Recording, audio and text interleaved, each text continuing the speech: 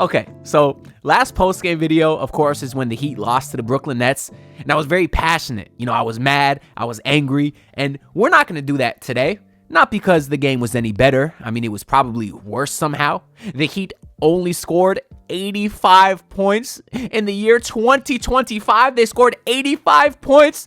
And I know what some people are going to say. Hey, you had no Tyler Hero. Hey, you can't judge this team's offense without Tyler Hero. That's fair, right?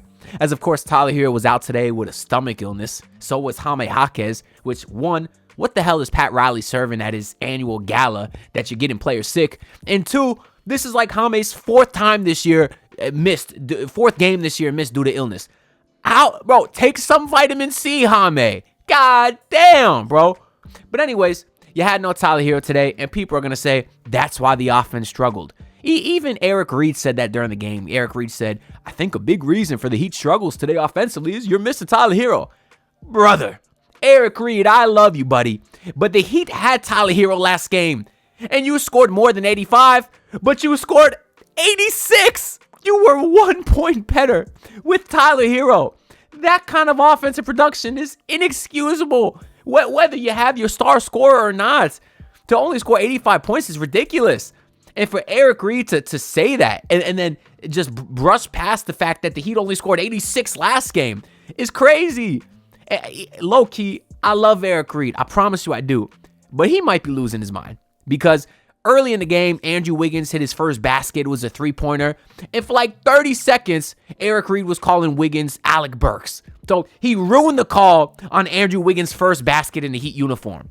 And it's not like Eric Reed had a lot of other chances to make up for that because Andrew Wiggins today, sheesh, oh my God, talk about a poor debut. Good God, was it not pretty? It was not good from him today, but it really wasn't good from anyone today, so I don't want to stick too much of the blame on Andrew Wiggins, but it was a rough performance. I mean, I had said this on the Basement Sports post-game show last game. I said, if the Heat are scoring 86 points before they bring in the guys who are supposed to lean into defense, I said, what the hell is it going to look like when they get here? And now we know. And it was not pretty. I think the Heat shot like 33% from the field today. Oh, it was disgusting basketball. Now, to be fair, I want to note that they had more shots go in and out than I can count, even on layups. And as a shooter myself, you can't blame the shooter for in and outs. It happens. And they must have had like 9 of them today from the three-point line, whether it was Duncan Robinson or Nikola Jovic or even Andrew Wiggins. They had a lot of in and outs. So I want to note that. So I would like to give them the benefit of the doubt and say it was just a poor shooting game. But how can I give them benefit of the doubt at this point? You just scored 9 points in the fourth quarter of the last game. That's their second time this year scoring single digits in the fourth quarter. Twice in a year.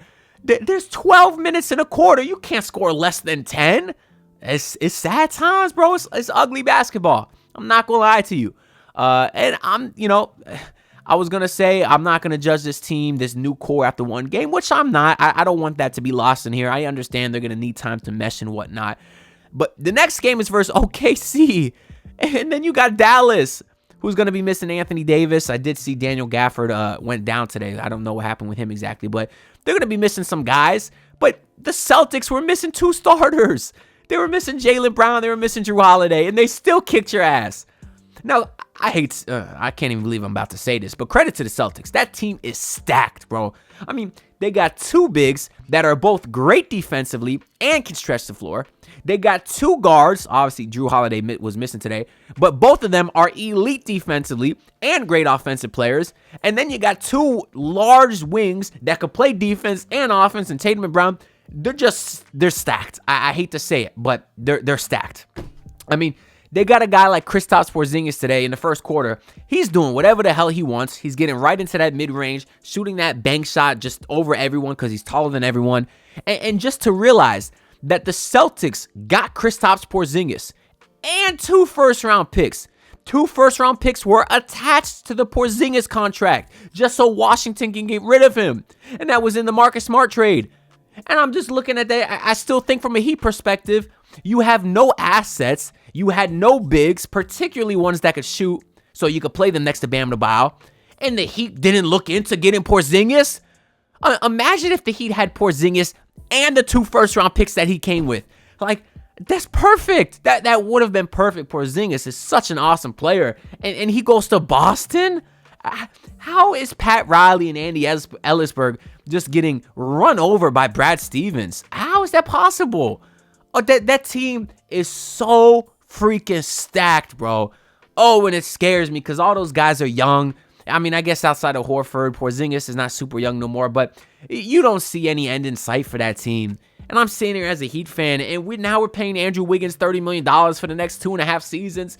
I know the last year's a player option, but Andrew Wiggins, bro, the guy, it's his debut. You were hoping he could have got off to a hot start. You had a lot of these guys do that. You had Jimmy Butler with a great debut. You had De'Aaron Fox with a great debut. Zach LaVine wasn't too great, but we got Luka Doncic tonight. He's probably going to have a great game. And Wiggins goes out there tonight and shoots 3 of 12. Fuck, he had 11 points on 12 shots. Oh, God. Let's get into my notes here for this game, and then we can get the hell out of here. No Tyler tonight, no Jaime. Don't care as a Heat fan because the Celtics also had no Brown and Holiday. If anything, the Celtics had it worse.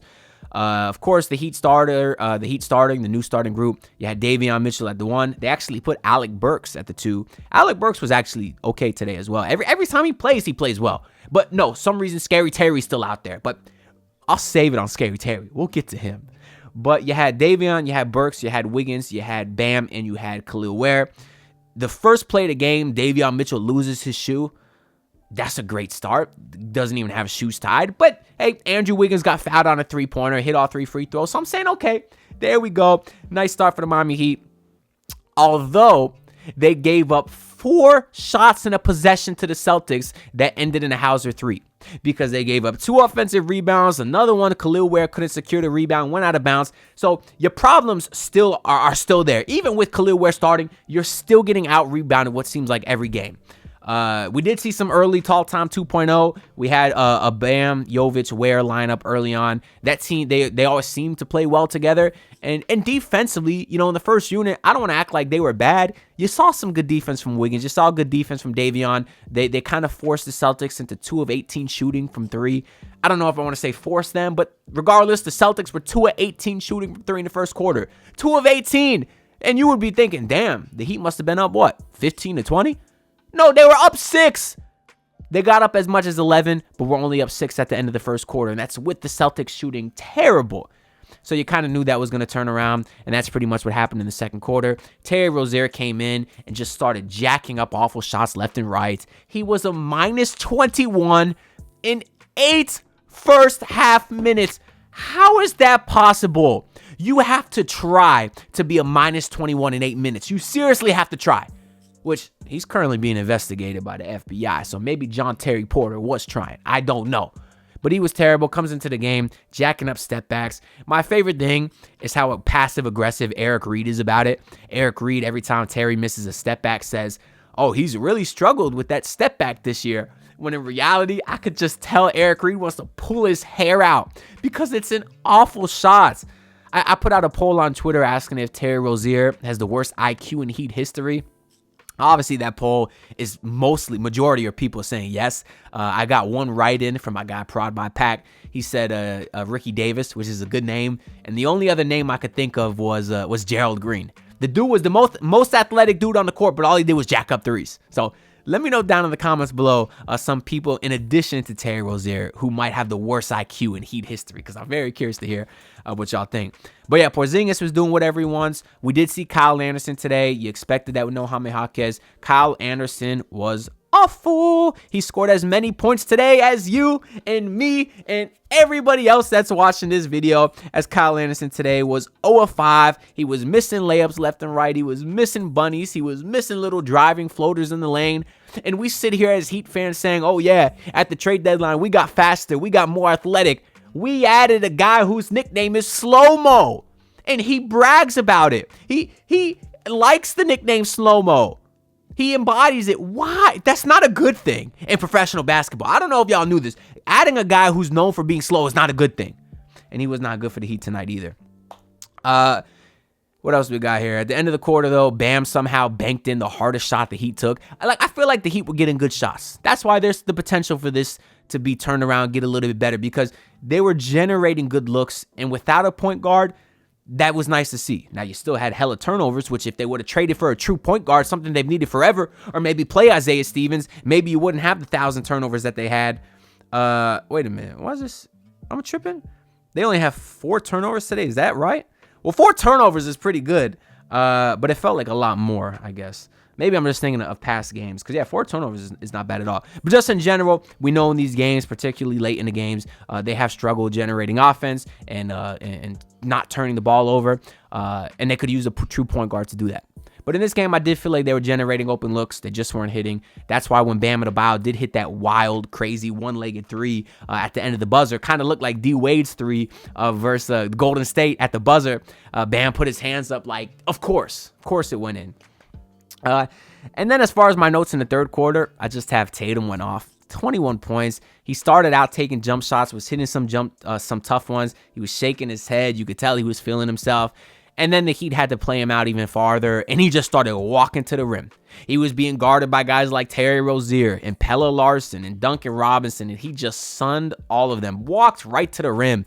And I'm sitting here saying, where the hell is Haywood Highsmith? We've deemed him the Tatum stopper. Haywood Highsmith today, let me make sure I'm correct here. He played as many minutes as me and you and everyone else watching this video. You have Jason Tatum scoring 21 points in the third quarter. And I don't see Wiggins out there. I was told Wiggins was Tatum's daddy. We Heat fans are calling Haywood Highsmith the Tatum stopper. I didn't see any of them guarding Jason Tatum in that third quarter. Why is Tatum playing any minutes that's not matched by Andrew Wiggins? That doesn't make any sense. There's no Jaylen Brown. You don't have to worry about another wing. You should have had Bam or Wiggins in there every second Tatum was guarding him. But that didn't happen. The Heat were down 23 at the end of the third quarter after Derek White hit his own, of course, 3 at the buzzer. And that was pretty much the game. The Heat never really made things close in the fourth quarter. They only outscored Boston by 5 there. So overall, awful debut for the new guys. Andrew Wiggins today finished with 11 points, 5 rebounds, 5 assists, 25% shooting, jacked up 8 3-pointers. He took 12 shots, 8 of them were threes. For the guy that we were told likes to be aggressive, he's athletic, get to the rim. No, he was jacking up threes. Bam Adebayo today, he started off really good. Oh, he was so good in that first half. Finished with 22 and 12, but he only shot 35%. He pretty much had a rough second half as he had to try to force some things because he wasn't getting any help. So actually today, although the shooting was rough, I don't blame him as much because literally nobody was helping him. He had to start forcing stuff because no one else could score. Khalil Ware today, 8 points, 7 boards, shot 4 of 12. You have a 7-foot big man shooting 4 of 12. How's that possible? I don't know. A lot of his offense now is just him hanging at the 3-point line. It doesn't seem like they're looking for him, running any plays for him to get some easy lob dunks. Those were the only easy baskets the Heat got in the last month was when they ran those plays for Khalil Ware, pick and rolls. And you don't see it. You didn't see a single pick and roll ran for Khalil Ware. How's that possible? He's a dominant lob threat. It just blows my mind. It baffles me. Alec Burks today shot 5 of 7. He was the only one today above 50% outside of Duncan Robinson. Shout out to him. And Davion Mitchell shot 2 of 8. Yeah, I mean, the defense was fine. Picked up Derek White full court. First play of the game. I'm like, yeah, there we go. That's that dog, Davion Mitchell. Fouls him immediately. Whatever. I'm not, no shade to the new guys now. I'm giving them more time. It's just, I'm reacting to the game. That's all. What you want me to do? You want me to sit here for 15 minutes and say it's only game 1? We'll see what happens? No, I'm going to react to the game. And today they were terrible. Jovic today did not shoot great either, 4 of 11. Duncan Robinson only got 23 minutes. Terry Rozier got 25. He shot 4 12, 9 points on 12 shots, 12 step backs or getting to the rim. Terry Rozier will see a 7'2" Porzingis in the paint and say, let me try to lay it up on him. That's not going to work. Oh my God, he was just falling to the ground, running into the brick wall that Porzingis is. Just stupidity. I don't understand. How does Spoelstra watch that? Spoelstra is a damn smart basketball coach. How can he possibly watch that and continue to play Terry Rozier? Oh, it just blows my mind. And Kyle Anderson today, 0 points in 10 minutes. Pelle Larsson, 3 points in 14 minutes. I thought he was going to be a much better defender than he has been so far. But no, he gets cooked by essentially everyone. But Anyways, the Heat got OKC next, and then they got Dallas the next night, second night of a back-to-back. And then we do got the All-Star break, so hopefully hopefully the Heat can win one of the next two. I think we dropped under 500 now by a game. If you can win the next two, that'd be great, but this Heat team clearly needs an All-Star break to reset. Hopefully Tyler Hero can find a shot again in the three-point contest. Usually players lose their shot after the three-point contest. It's a bit of a curse. Maybe Tyler Hero could find his, because I know he didn't play tonight, but he was in a bit of a slump prior to that. And lastly, I want to say, make sure y'all check out the video I posted earlier today. It's a personal tribute to Jimmy Butler. I've made like a 5-minute montage of all these clips I have of me watching Jimmy Butler and reacting to the Jimmy Butler over the past 5 years. And then I spent a while just kind of giving my personal account of why I love Jimmy Butler and why we should be appreciative of him, regardless of how ugly things ended. So make sure y'all check out that video. It's one of my favorite videos on the channel. It really, really is. And although it's not performing as well as I hoped, I had a ton of fun making it. So make sure y'all go check that out. But that being said, that's really the last thing that I got to say for this video. So like, comment, subscribe. We're on the grind to hit 7K subs. All the support is greatly appreciated. And I'll see y'all in the next one. Peace out, everyone. Look, pull up in your city trying to get that dead face. Do it on my own, I don't need no dead weight. Had to kill him off, yeah, I need a head space. You know this homegrown bitch don't offend me.